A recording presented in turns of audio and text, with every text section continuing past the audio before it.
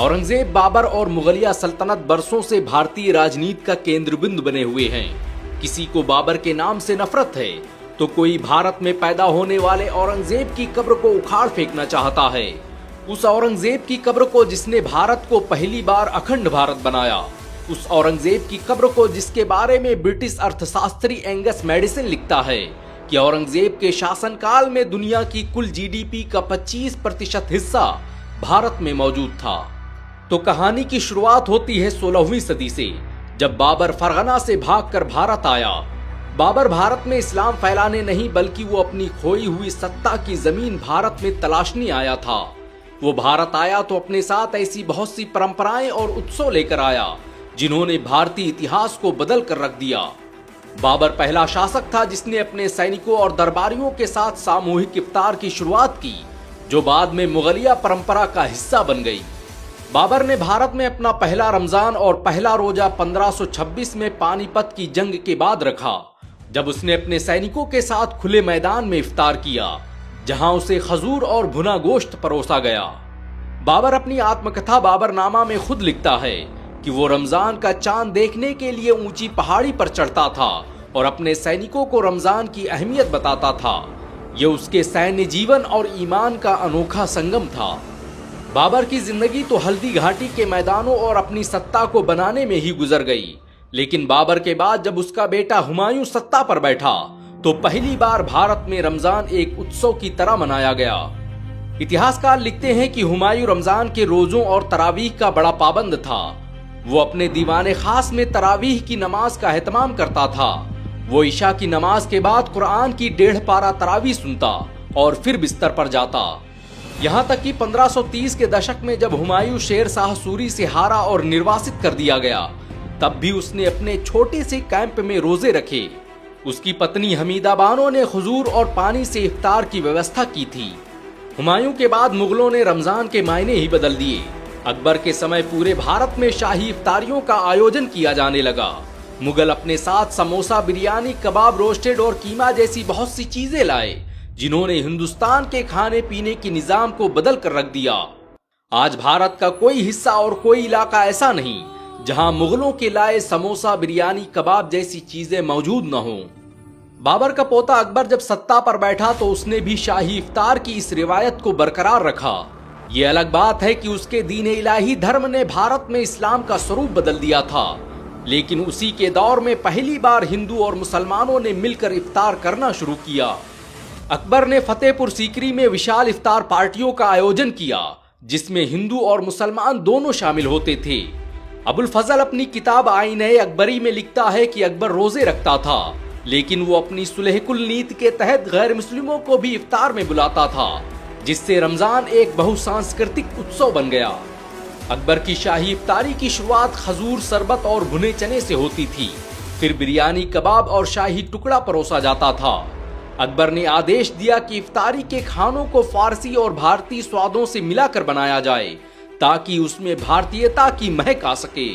उसने रमजान में गरीबों को खाना बांटने की जो परंपरा शुरू की, वो आज भी भारत में देखी जा सकती है। अकबर रमजान के अलावा दशहरा भी बड़ी धूमधाम से मनाता था और उसका जिक्र अबुल फजल की किताब अकबरनामा में भी मिलता है। अकबर के बाद उसके बेटे जहांगीर ने भी दशहरा की परंपरा को जारी रखा। जहांगीर अपनी आत्मकथा तुझ के जहांगीरी में लिखता है कि वो अपने दरबार में विभिन्न त्योहारों के अवसर पर भव्य आयोजन करता। जहांगीर ने दशहरा के दिन अपने हिंदू दरबारियों को उपहार देने की प्रथा शुरू की, जो सामाजिक एकता को बढ़ावा देती थी। जहांगीर कला प्रेमी था, लेकिन उसकी शराब की लत ने उसे पूरे मुगल साम्राज्य में बदनाम कर रखा था। वो खुद अपनी आत्मकथा में लिखता है कि वो रमजान के दौरान शराब कम पीता था और इफ्तार के बाद कव्वालियों और संगीत का आयोजन करता था। बीबीसी की एक रिपोर्ट के मुताबिक जहांगीर रमजान के रोजे रखता था और उलेमाओं, धार्मिक विद्वानों और सैयदों के साथ इफ्तार किया करता था। जहांगीर की दौरे हुकूमत में इफ्तार के लिए खास तरह के खुशबूदार शरबत और फूलों से सजाई गई मेजों का आविष्कार किया गया। भारत में पहली बार रमजान के मेलों की शुरुआत उसी ने करवाई, जहां पर कपड़े, मिठाइयां और चूड़ियों जैसी बहुत सी चीजें खरीदी जा सकती थीं। ईद की शॉपिंग के लिए मेलों का ऐसा आयोजन भारत में पहली बार जहांगीर ने ही करवाया था और ये परंपरा आज भी पूरे देश में देखी जा सकती है।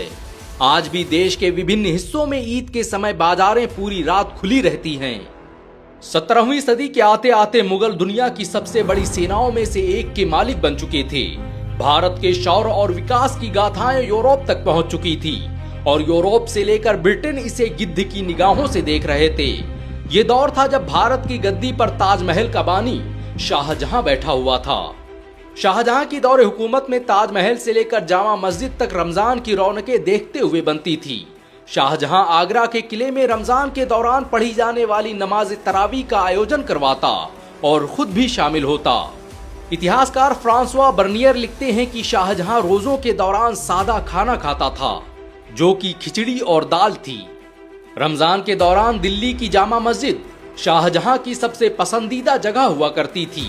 शाहजहां इस मस्जिद में बैठकर अपने दरबारियों और आम लोगों के साथ इफ्तार किया करता था। मस्जिद को लालटेनों और फूलों से सजाया जाता और पूरे महीने कुरान की तिलावत का एहतमाम किया जाता। जामा मस्जिद में आज भी इस रिवायत के धुंधले नुकूश देखे जा सकते हैं। शाहजहां के बाद उसके बेटे औरंगजेब आलमगीर के दौर में रमजान एक त्योहार से बढ़कर हो गया।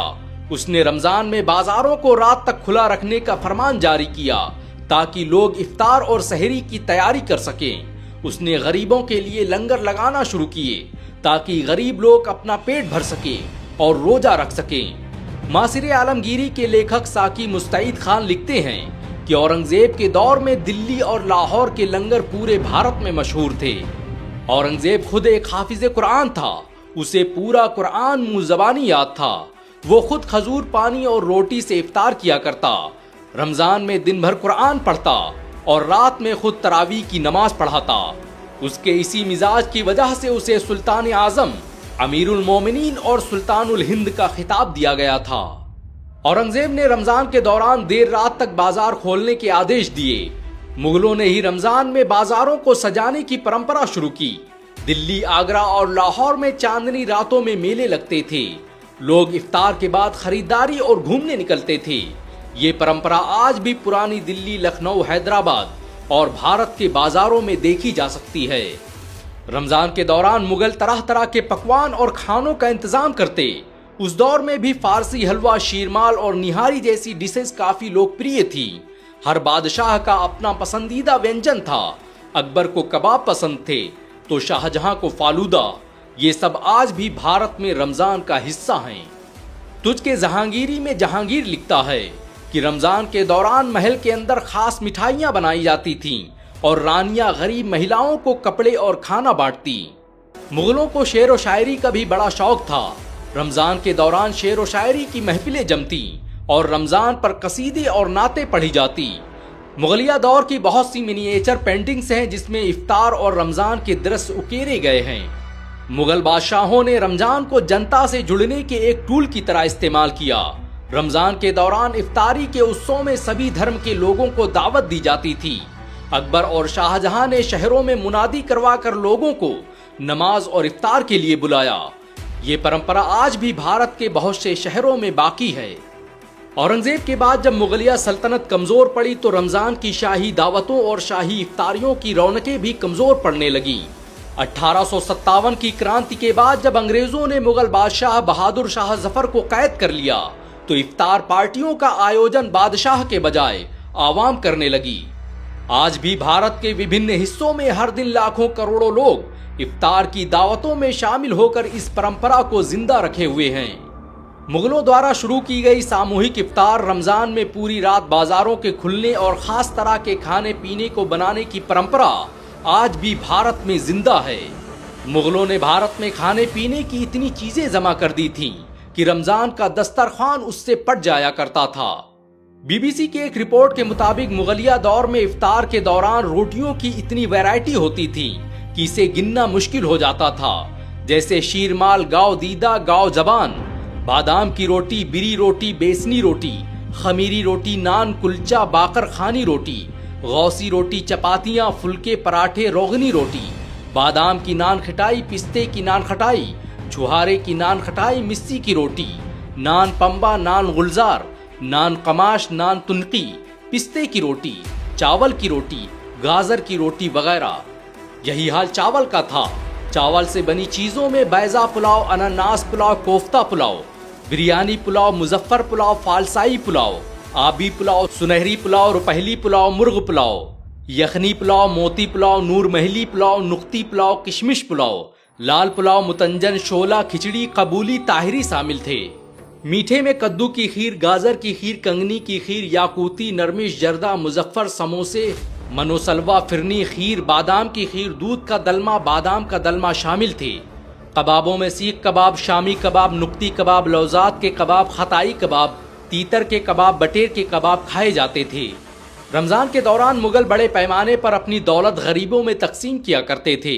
हर गरीब को शाही खजाने से दौलत और कपड़े दिए जाते थे। रमजान के अलावा अन्य धर्मों के त्योहारों पर भी ऐसा ही किया जाता था। न्यूज 18 पर प्रकाशित एक रिपोर्ट के मुताबिक मुगल दिवाली की तैयारियां किले में महीनों पहले से शुरू कर देते थे और इसके लिए आगरा, मथुरा, भोपाल, लखनऊ से स्पेशल हलवाई बुलाए जाते थे। दिवाली पर तो मुगल इतना बड़ा दिया बनाते थे जिसमें 100 किलो तेल लगता था। इतिहासकार डॉक्टर BN पांडे अपनी किताब में लिखते हैं कि औरंगजेब ने भारत की बहुत सी मंदिरों को दान दिए, जिनके फरमान आज भी बहुत सी मंदिरों में मौजूद हैं। मुगल कौन थे, कैसे थे, ये कहानी बाद में, लेकिन इतना तो तय है कि उन्होंने भारत की संस्कृति और तहजीब पर अपने गहरे असरात मुरत्तब किए। आज भी भारत की तहसीलों से लेकर सरकारी संस्थानों में इस्तेमाल होने वाली शब्दावली में मुगलिया असर देखा जा सकता है। जवाहरलाल नेहरू ने अपनी किताब डिस्कवरी ऑफ इंडिया में तो यहाँ तक लिख दिया कि मुगल शासकों ने ही भारत में एक समृद्ध संस्कृति और प्रशासनिक ढांचा स्थापित किया जो विविधता में एकता का प्रतीक था। वैसे मुगलों के बारे में आपके क्या विचार हैं? कमेंट में जरूर बताएं। इस वीडियो को लाइक और शेयर जरूर करें। ऐसी और वीडियो को देखने के लिए हमारे चैनल को सब्सक्राइब करें, बेल आइकन जरूर दबाएं।